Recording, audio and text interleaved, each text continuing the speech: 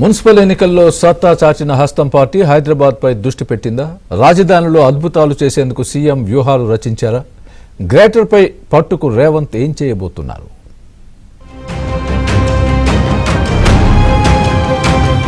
Municipal ఎన్నికల్లో positive results తో కాంగ్రెస్ జోష్లో ఉంది. పురపాలక ఎన్నికల్లో పక్కా వ్యూహంతో అనుకున్న లక్ష్యాన్ని సాధించిన సీఎం రేవంత్ టీం హైదరాబాద్ లోనూ సత్తా చాటేందుకు వ్యూహాలు రచిస్తున్నారు. రాజధాని నగరంపై హస్తం జెండా ఎగురవేసేందుకు కసరత్తు చేస్తున్నారు. మున్సిపల్ ఎన్నికల్లో తెలంగాణ వ్యాప్తంగా సత్తా చాటినా హైదరాబాద్ చుట్టుపక్కల మాత్రం ఘోరంగా విఫలమైంది. హైదరాబాద్, రంగారెడ్డి జిల్లాల పరిధిలో కాంగ్రెస్ కు నాయకత్వ లేమితో పాటు క్యాడర్ సైతం అంతంత మాత్రమే. దీంతో హస్తం నేతలు ఎంత ప్రయత్నం చేసినా దాదాపు అన్ని మున్సిపాలిటీలను గులాబీ పార్టీనే ఎగరేసుకుపోయింది. గత అసెంబ్లీ ఎన్నికల్లో హైదరాబాద్ లోని ఒక్క నియోజకవర్గంలోనూ కాంగ్రెస్ గెలవలేకపోయింది. గ్రేటర్లోని 23 స్థానాలే కాకుండా చేవెళ్ల, మహేశ్వరం, మేడ్చల్, పటాన్చేరు వంటి శివారు నియోజకవర్గాల్లోనూ హస్తం పార్టీకి నిరాశ ఎదురైంది. కానీ రేవంత్ అధికార పగ్గాలు చేపట్టిన తర్వాత హైదరాబాద్ పై స్పెషల్ ఫోకస్ పెట్టారు. రాష్ట్రానికి గుండెకాయ లాంటి రాజధాని ప్రాంతంలో పట్టు సాధించాలని కసరత్తులు చేశారు. ముఖ్యంగా పాలనాపరమైన సంస్కరణలు తీసుకొచ్చారు.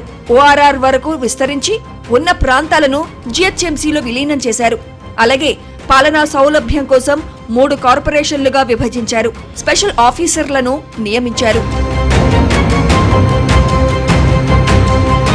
3 కార్పొరేషన్ల పరిధిలోనూ అధికారులతో సీఎం రేవంత్ ఇటీవల సమావేశమయ్యారు.